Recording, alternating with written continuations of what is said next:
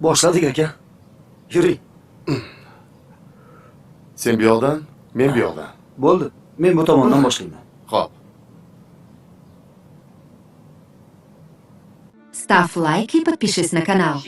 Все серии можно посмотреть по ссылке в комментариях под видео. Ставь лайк и подпишись на канал.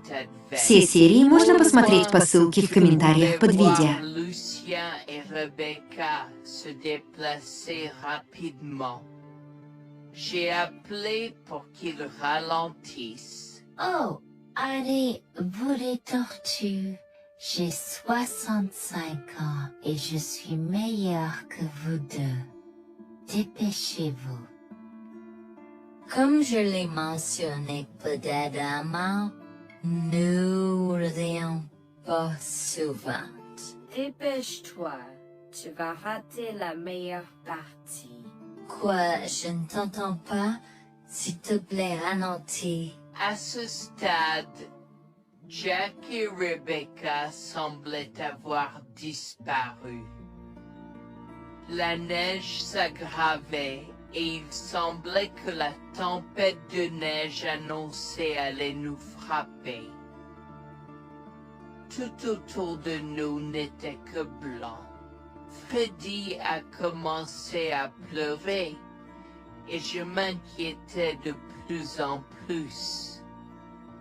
Le vent froid hurlait à travers la forêt apparemment vide, soufflant de la neige dans mes yeux et me piquant la peau. Je tenais mon fils étroitement contre ma poitrine, essayant de le protéger du froid mordant. Alors que nous nous frayions un chemin à travers la neige, jusqu'aux genoux, à la recherche de tout signe d'aide, des heures s'étaient écoulées depuis que Jack et Rebecca nous avaient laissés abandonnés au milieu de nulle part, à des milles de la ville ou du prochain abri. Wax attira contre elle et mon mari, mais plus que ça, j'avais peur pour la sécurité de mon fils. Maman, il fait si froid. Je veux rentrer à la maison. Je sais, mon bébé. Je suis désolée pour tout ça. Je te promets que je vais trouver de l'aide pour nous, d'accord? Ne t'inquiète pas une seule seconde. Alors que nous trébuchions à travers les congères, je pouvais sentir mon corps s'affaiblir de minute en minute. Je savais que nous ne pouvions pas survivre dehors pendant longtemps, et trouver un abri était la priorité numéro 1. Mais juste au moment où je pensais que tout espoir était perdu, une lumière faible est apparue dans le lointain. Nous avons trébuché vers elle à moitié aveugle et à moitié gelé, jusqu'à ce que nous atteignions enfin la petite cabane aperçue auparavant, avec ses bouffées de fumée qui s'élevaient toujours dans le vent rude, nichée dans une clairière. Avec les quelques forces qui me restaient, j'ai frappé à la porte aussi fort que possible et je me suis effondré dessus. Maintenant, qui pourrait, oh Harold, apporter de l'eau bouillante et des couverts tout de suite? Un couple âgé et gentil nous a accueillis. Ils étaient si aimables de nous permettre d'enlever nos vêtements gelés, de nous baigner dans l'eau qu'ils ont tirée pour nous et de nous asseoir près d'eux. Seuls avec une nouvelle paire de vêtements et leur offrant une soupe chaude et des couvertures pour nous envelopper, nous nous sommes blottis ensemble dans la chaleur. Mes sentiments de colère et de frustration ont commencé à bouillir. Comment ont-ils pu faire ça? J'espère qu'ils viennent dehors. Il y a plus de gens dehors? Nous devons aller les chercher. Non, ne te dérange pas, c'est ma belle-mère et mon mari inutiles. Ils nous ont laissé là pour geler. Tu dis un mensonge. Pourquoi ferais-tu une chose si horrible? Je savais que Becky était toujours comme ça, mais Lucia, pas moyen qu'il nous ferait ça. Attends une seconde. Becky, ce nom me dit quelque chose. Est-ce la dame avec une fine silhouette, les lèvres pincées et sérieuses tout le temps? Porte-t-elle des lunettes pourpres et une taupe sur l'aide sa lèvre spéa?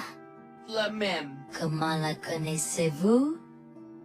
Elle a l'habitude de parcourir ces régions, mais c'est bizarre de faire une telle chose pendant cette période où les tempêtes de neige sont abondantes. En fait, je ne l'ai jamais vue dans ces parages pendant cette période de l'année. Maintenant, chérie, s'il te plaît, dis-nous comment tu la connais. Je suis sa belle-fille. Nous sommes venus de Floride parce qu'elle n'avait jamais vu son petit-fils Freddy depuis sa naissance. Je voulais vraiment qu'ils se lient d'amitié et se connaissent, mais Anne semblait désintéressée, même après que nous soyons venus de si loin.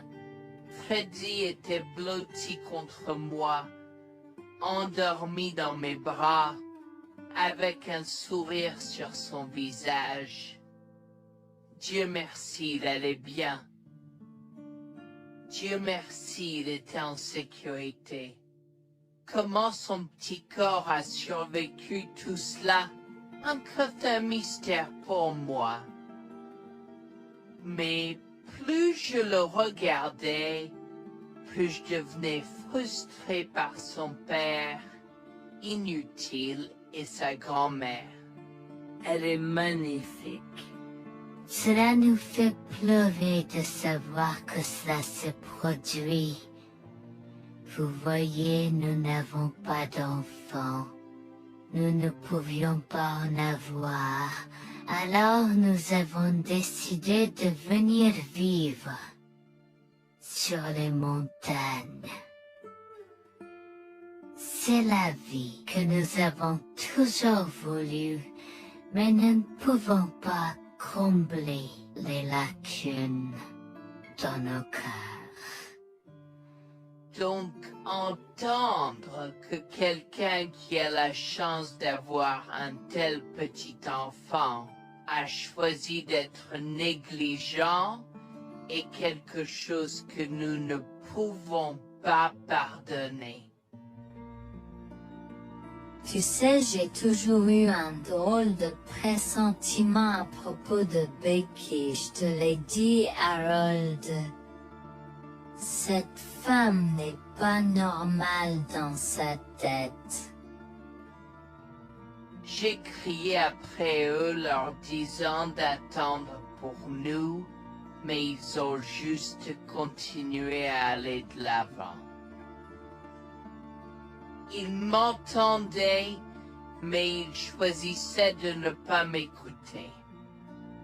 Pourquoi aurait-il fait ça?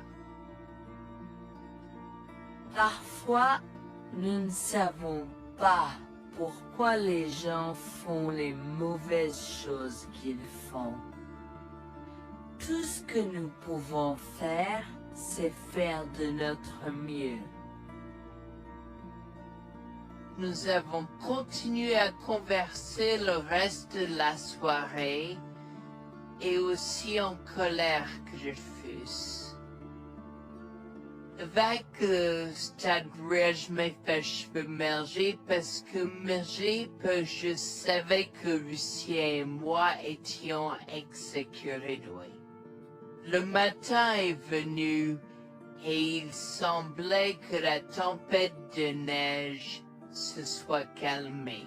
J'ai cherché sur divers sites web pour trouver des rapports météorologiques indiquant que c'était maintenant sûr de se déplacer dans la ville. Et la ville.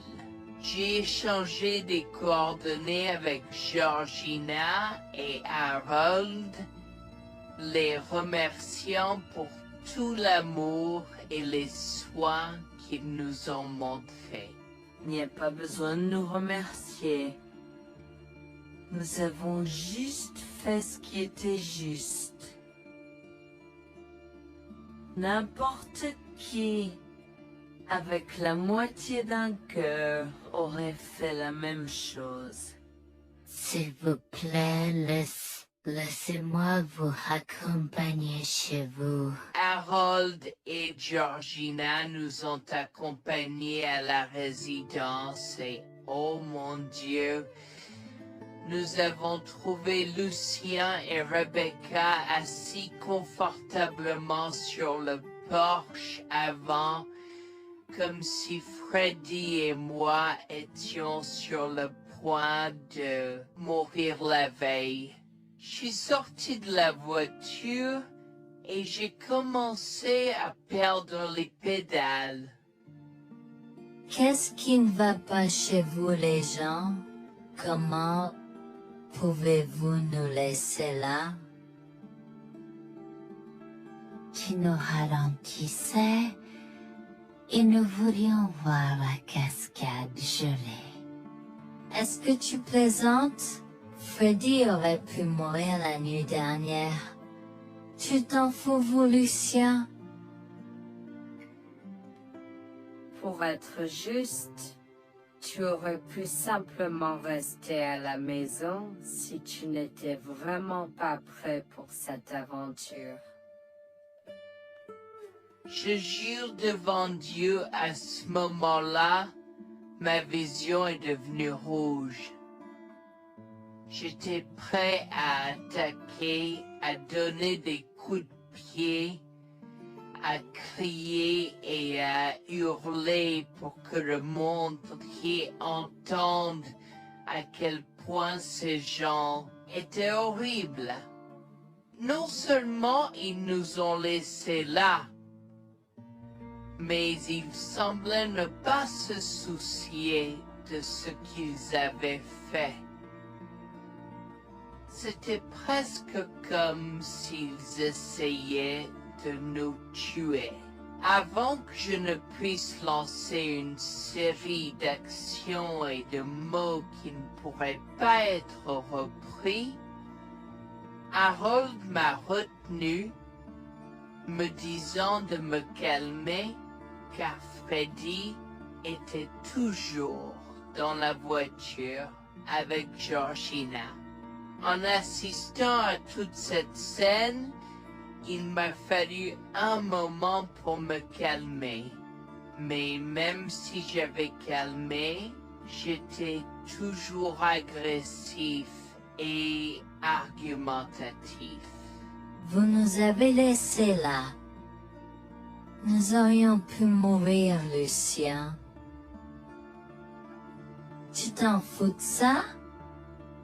Tu t'en fous que ta mère ait essayé de nous tuer? Ne sois pas dramatique, Noémie. Elle n'essayait pas de faire ça. Regarde, la raison pour laquelle nous ne sommes pas revenus te chercher est parce que nous savions que tu trouverais de l'aide et un abri. Je veux dire, tu as toi-même indiqué cette cabane, n'est-ce pas? Il semble que tu aies obtenu l'aide dont tu avais besoin. Pas grâce à toi ou à ta mère. Je n'arrive pas à croire ce que j'entends en ce moment. Assez, tout le monde. Ne me donne pas mal à la tête.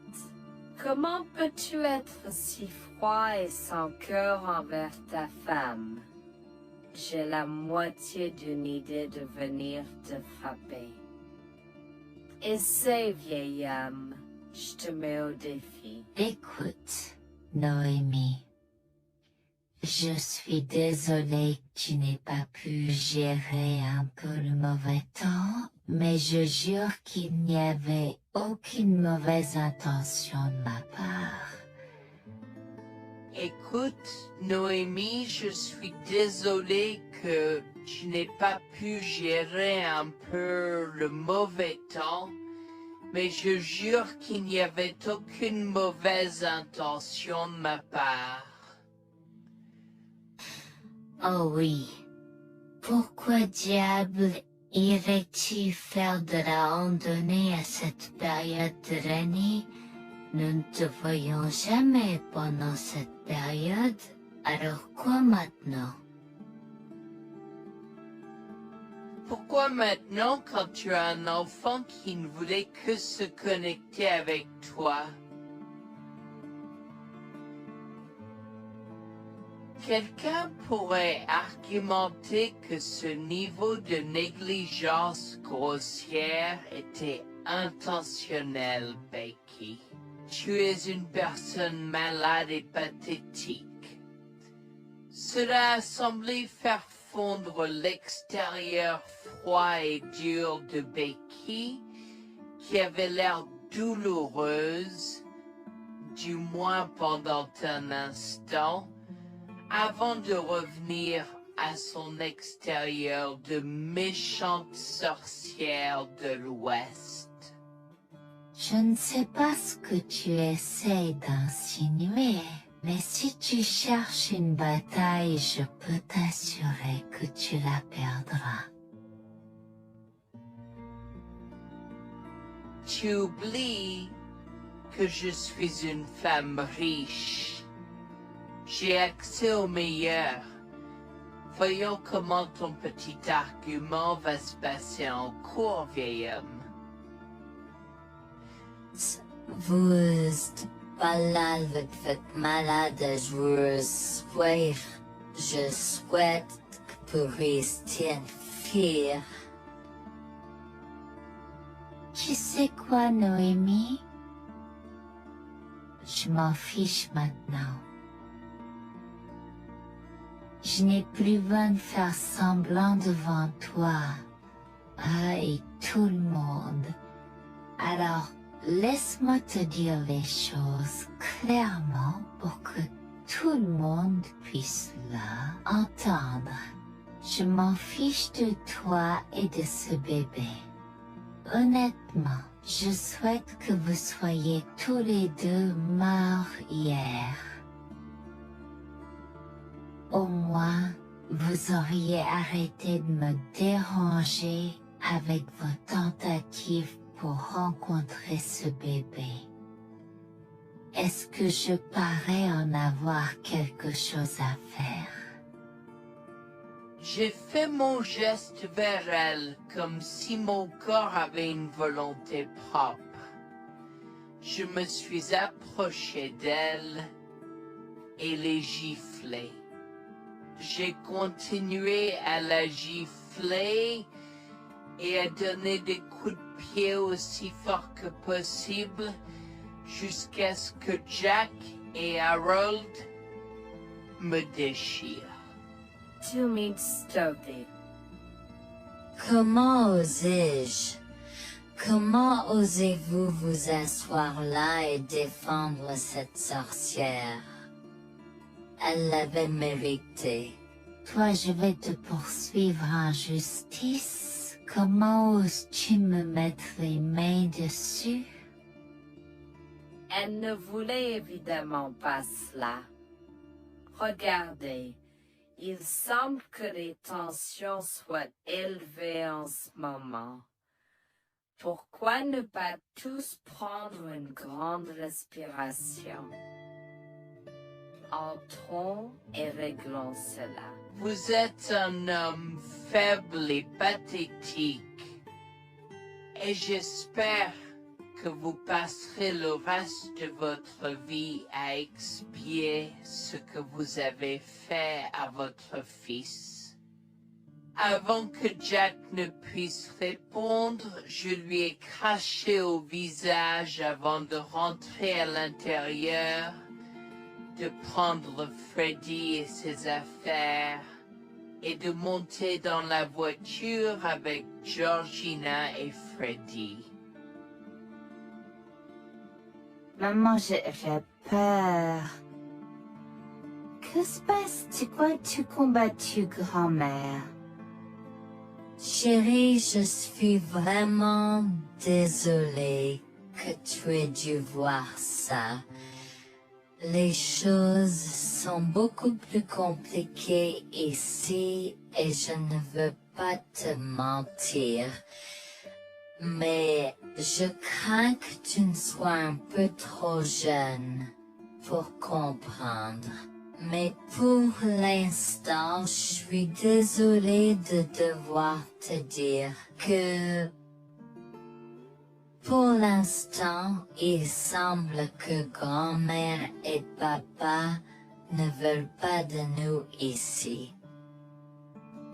Nous ne pouvons pas être ici parce que papa et grand-mère ne sont pas très gentils et je ne veux pas que tu sois autour de personnes qui ne sont pas gentilles.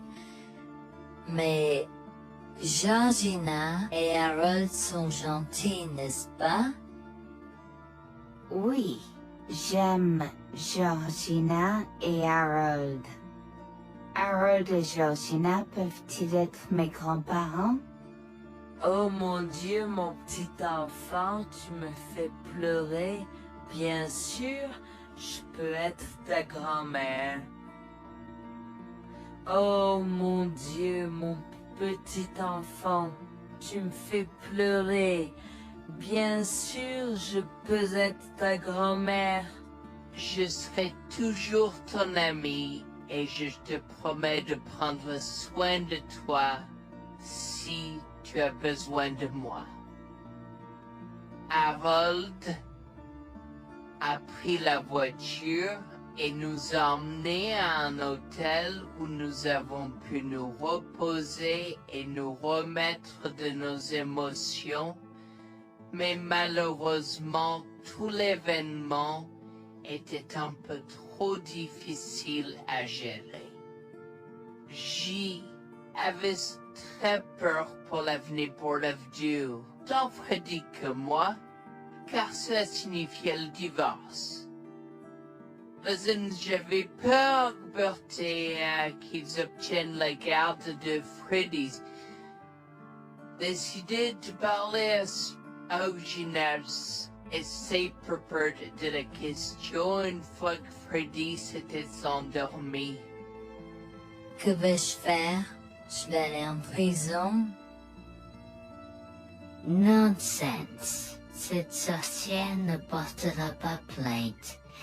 Et si elle le faisait, elle ne le fera pas. Car nous avons des preuves de sa conspiration pour commettre un meurtre. Comment? Nous sommes toujours préparés, chérie. Nous avons secrètement enregistré toutes les preuves. Maintenant, vous pouvez emporter cet enregistrement avec vous et l'utiliser contre votre mari et belle-mère au tribunal. Vous êtes des anges déguisés. Comment avez-vous fait ça? Quand? Comment? Chut, mon enfant, ne t'inquiète pas de tout ça. Écoute simplement l'enregistrement audio.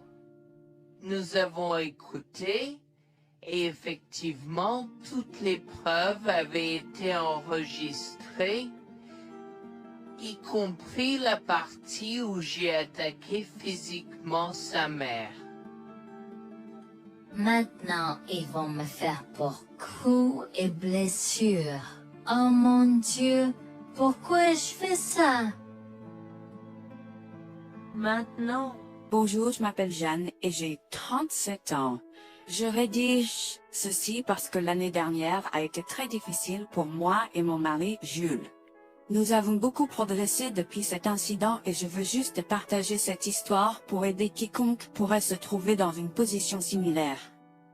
Laissez-moi d'abord vous raconter comment j'ai rencontré mon mari, adorable. Tout a commencé de la manière la plus inattendue, dans un hôpital. Jules et moi nous sommes retrouvés à passer une longue nuit devant la salle d'urgence remplie d'inquiétude et incapables de partir. Jules était là parce que sa sœur avait eu un grave accident de voiture alors que ma mère a souffert d'une crise cardiaque. Dans cet espace partagé d'inquiétude et d'incertitude, nous avons trouvé du réconfort dans la présence de l'autre. Nous avons parlé facilement, découvrant un terrain d'entente et une compréhension réelle. Comme nous avons réalisé que cela prendrait un certain temps avant d'avoir des nouvelles des médecins, nous avons décidé de faire une pause et de prendre un café au café de l'hôpital. Nous ne savions pas que ces rencontres fortuites allaient changer nos vies à jamais. Au fur et à mesure que la nuit se transformait en aube, nous avons échangé des numéros avant de nous séparer à contre-sœur. Pendant que la condition de ma mère se stabilisait et qu'elle commençait sa convalescence, la sœur de Jules faisait face à un voyage plus difficile. L'accident l'avait laissée avec de graves lésions de la moelle épinière et des blessures cérébrales, et elle était paralysée de la taille aux pieds. Jules était dévasté, partagé entre le soulagement qu'elle ait survécu et la tristesse face aux défis qu'elle allait maintenant affronter. Au cours des mois suivants, Jules et moi sommes restés en contact, nous nous soutenons émotionnellement pendant les convalescences de nos proches. Nos conversations ont progressivement changé, nous permettant de partager nos espoirs, nos rêves et nos peurs. Dans l'un de ces échanges sincères, Jules a eu le courage de m'inviter à prendre un café, un rappel significatif de l'endroit où notre connexion avait d'abord fleuri. Notre amour a grandi rapidement, alimenté par la fondation que nous avons construite pendant nos moments les plus sombres. Varför vers l'identité de l'autre et avons avoir un. Cela n'a pas pris longtemps pour que nous réalisions que nous avions trouvé quelque chose de vraiment spécial. Après 2 ans de fréquentation, Jules m'a demandé en mariage. Avec une joie débordante, j'ai dit oui avec enthousiasme. Notre mariage était une petite et intime célébration, honorant l'amour qui est né de nos épreuves partagées. À ce moment-là, la sœur de Jules avait besoin de soins spécialisés, et il, étant le membre de la famille le plus proche, a pris la responsabilité. Cependant, il avait également besoin d'un travail temps plein pour gérer les factures qui s'accumulaient. Inquiète qu'il soit accablé, Jules a travaillé sans relâche pour subvenir aux besoins de sa sœur et de notre avenir ensemble. Un jour, je l'ai assis et l'ai rassuré en lui disant que nous étions une équipe faisant le défi de la vie ensemble. Chérie, j'ai besoin de te parler de quelque chose d'important. S'il te plaît, prends place. De quoi s'agit-il? Tu as l'air sérieuse, tout va bien? D'une certaine manière, non. Je t'ai vu lutter pendant un certain temps maintenant. Tu sais que tu peux me demander de l'aide, n'est-ce pas? Bien sûr que je le sais. Je ne veux juste pas t'imposer mes problèmes, tu sais. Mon chéri, nous sommes une équipe. Je veux que tu te souviennes toujours de ça. Nous faisons face aux défis de la vie ensemble et il n'y a rien d'individuel dans notre relation, seulement la nôtre. Je veux te soutenir, toi et ta sœur, de toutes les manières possibles. Cela signifie beaucoup pour moi, bébé.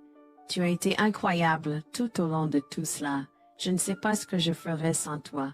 C'est exactement pourquoi je voulais en parler.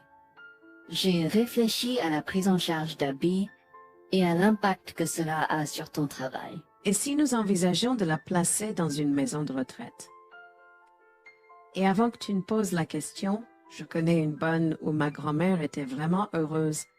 Elle a même préféré cela à vivre à Vesemeta. Je ne sais pas, je veux dire, c'est une décision importante et risquée à prendre. Je comprends, mais réfléchis, Greg. Cela permettrait de te trouver un meilleur emploi payant pour que nous puissions nous assurer qu'Abby reçoit les soins qu'elle mérite. Nous pouvons la visiter régulièrement et être toujours là pour elle. Mais cela soulagerait une partie de la charge sur tes épaules. Tu as raison. C'est un choix difficile, mais je fais confiance à ton jugement. Je suis heureuse que tu me laisses enfin t'aider. Crois-moi, les choses sont plus faciles quand on peut partager ses fardeaux avec quelqu'un. Je veux dire, c'est comme ça que nous nous sommes trouvés, non? Comment pourrais-je jamais l'oublier? Je t'aime tellement. Merci de rester à mes côtés. Tais-toi, pas besoin de remerciements. Tu sais que je serai toujours là pour toi. Je t'aime aussi, chérie. Jax m'a fait confiance et nous avons trouvé une maison de retraite pour Abby. Au cours des prochains mois, Jax a trouvé un travail mieux rémunéré et a rendu visite à sa sœur tous les jours. Le rétablissement d'Abby a progressé de manière surprenante bien qu'elle soit paralysée. Elle a commencé à se déplacer dans la maison de retraite dans son fauteuil roulant, déterminée à explorer. La maison de retraite permettait aux résidents de sortir avec des membres de leur famille enregistrés, alors je lui ai envoyé une allocation mensuelle pour l'aider à s'amuser. La mère de Jax, Grégoire, a entendu parler de son dévouement au bien-être d'Abby et des efforts qu'il a déployés pour s'occuper d'elle. Grégoire est venu à notre domicile, les larmes aux yeux, pour exprimer à quel point il était fier de son fils, Orap. Mère, pourquoi pleures-tu? Qu'est-ce qui ne va pas? Je veux juste que tu saches à quel point je suis fier de toi, Jules. Tu as montré une telle force et compassion en prenant soin d'Abby. Je ne pourrais pas être plus fier d'avoir élevé un fils aussi merveilleux. Eh bien, merci, mère. Je fais juste ce que je peux pour Abby. C'est pas facile, mais je l'aime et je veux m'assurer qu'elle va bien. Tu as fait plus que suffisamment, mon chéri. Je ne veux pas que tu portes ce fardeau seul. Je veux prendre le relais et rendre visite à Abby plus fréquemment. Tu dois te concentrer sur ton travail et ta propre vie. Abby sera bien prise en charge. Fais-moi confiance. Eh bien, ce n'est pas comme si je l'avais fait seule. Jeanne a été à mes côtés, me soutenant à chaque étape du chemin. Nous sommes une équipe et nous sommes tous les deux engagés dans le bien-être d'Abby. Oh, je sais que Jeanne a été là, mais tu as fait tellement, Jules. Il est temps que tu priorises ta propre vie et ta carrière. Abby sera entre de bonnes mains. Fais-moi confiance. D'accord, mère, si tu es sûre de toi, alors j'accepterai. Mais je veux que tu saches que c'était un plaisir de prendre soin d'Abby et que je serai toujours là pour elle, quoi qu'il arrive. Je t'apprécie, Jules, mais il est temps pour toi et Jeanne de vous concentrer sur vos futurs. Fais-moi confiance, ce sera pour le mieux. D'accord, mère, si tu crois que c'est la bonne chose à faire, alors j'irai avec. Promets juste de bien t'occuper d'Abby. Je te le promets, maman, tu peux compter sur moi. Maintenant, va et concentre-toi sur ton travail. Laisse-moi m'occuper de la garde d'Abby. J'ai trouvé l'intérêt subi de Grégoire pour Abby un peu étrange, mais je me suis tue car je savais que ce moment était important pour Jules. L'année suivante, Jules s'est concentré sur son travail et obtenu une augmentation. J'ai également obtenu une augmentation. ce qui nous a permis d'augmenter l'allocation mensuelle de Bal d'Abby. Grégoire a tenu sa promesse, mais il y avait un piège. Il a toujours insisté pour que nous restions occupés par le travail et nous a rappelé à quel point Abby était heureuse avec plus d'argent. Il nous a grondé si nous voulions la visiter et a prétendu qu'il savait ce qui était le mieux pour elle. Grégoire nous a fait appeler avant de rendre visite à Abby, donc il a contrôlé notre accès à elle. En conséquence, nous l'avons vue de moins en moins, mais nous avons continué à lui envoyer l'allocation chaque mois. Je me sentais mal à l'aise par la situation. L'attitude possessive et le comportement contrôlant soudain de Grégoire m'inquiétaient. Il semblait toujours avoir des excuses lorsque Jules avait besoin d'aide avec Abby dans le passé. Cependant, je n'ai rien dit car je savais à quel point Abby était importante pour Jules. Malgré les défis, Jules et moi sommes restés engagés à soutenir Abby.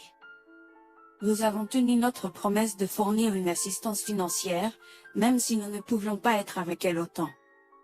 Nous avons cru qu'Abby méritait les meilleurs soins.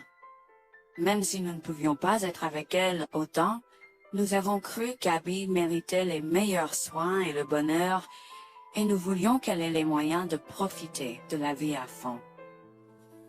Un jour, Jules était un peu trop submergé par le manque d'Abby. Nous nous étions tous les deux beaucoup impliqués dans le travail et n'avions pas eu le temps de lui rendre visite. Nous avons décidé de lui rendre visite sur un coup de tête. Nous ne l'avons pas dit à